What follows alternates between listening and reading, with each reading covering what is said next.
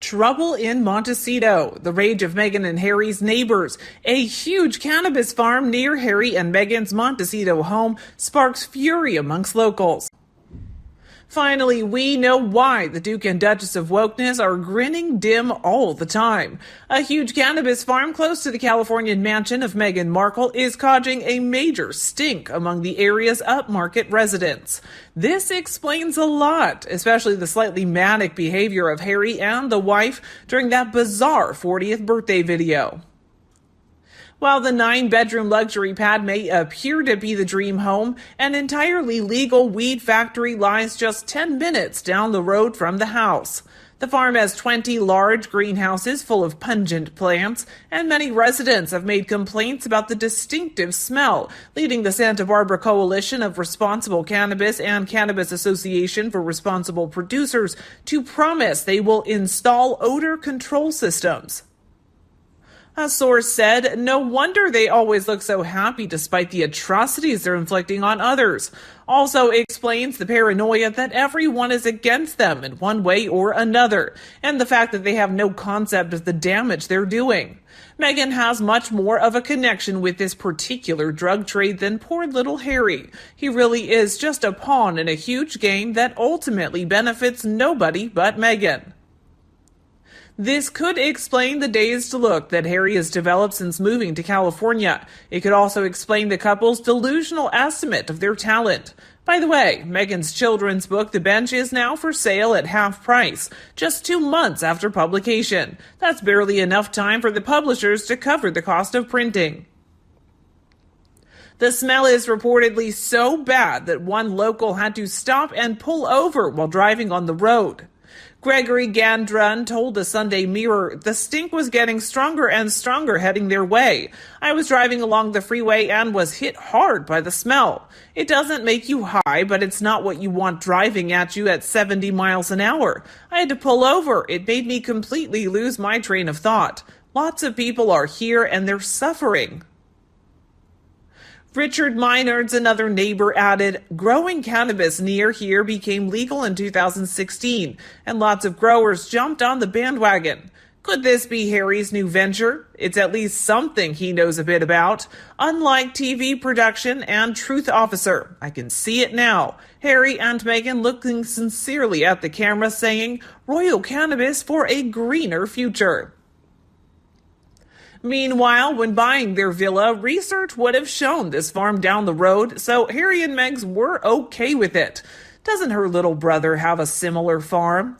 The Markle Sparkle variety was developed by Tyler Dooley, Meghan Markle's nephew, and named it such to commemorate the wedding of the Sussexes. Last I heard, he was growing them in Oregon. Maybe he expanded or was invited to Montecito to be nearer his beloved cousin Meghan, since she's so loving towards her family. Both Harry and Meghan have allegedly partaken of marijuana in the past, with Prince Charles sending his youngest son to rehab at age 17 after learning he had smoked the drug.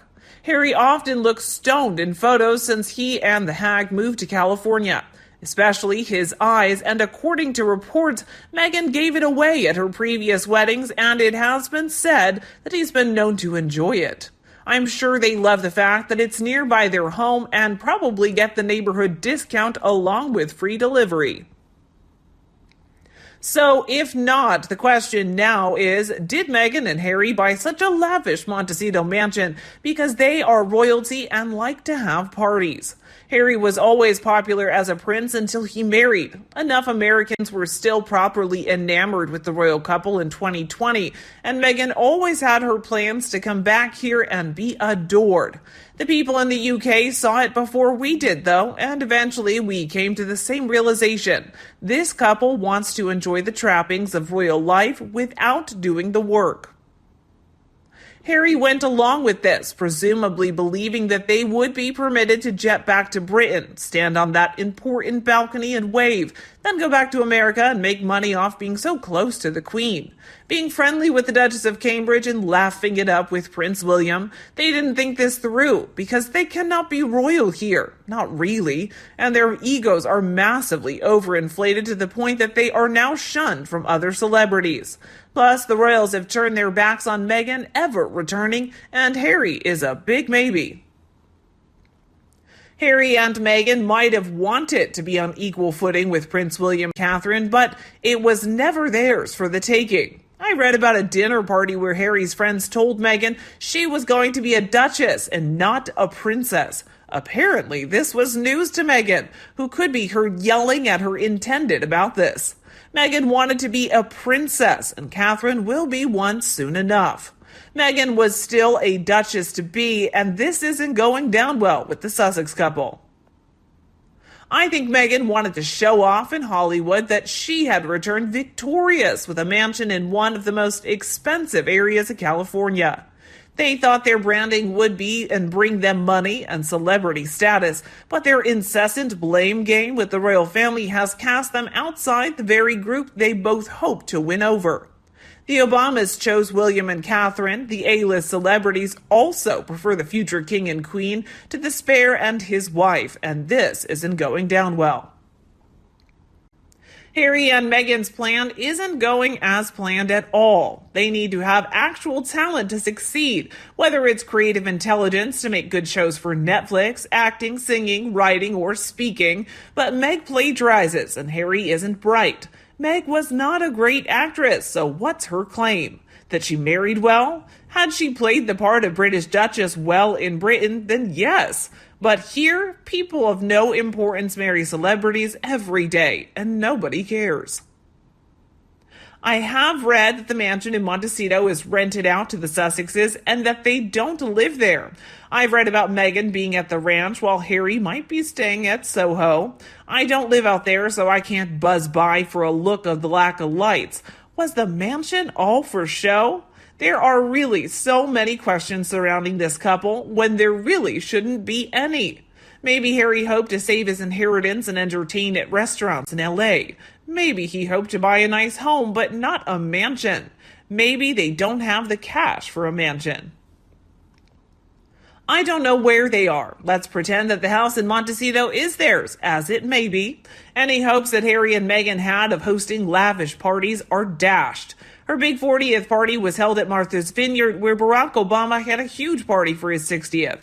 All of Harry's buddies were invited, but all Harry and Meghan did were just being left out.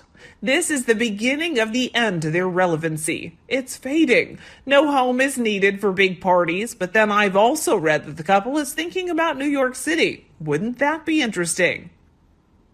New York City celebs keep themselves and they don't give a hoot about being photographed. It's not Hollywood, that's for sure. Let's see what happens. Now on to the very fascinating Cambridges who are shopping for a home in Windsor. As Mr. Benjamin Smallbrook said, has Harry been in an air raid? He had hair when he was happy with Chelsea Davy, then he met actress and started losing it.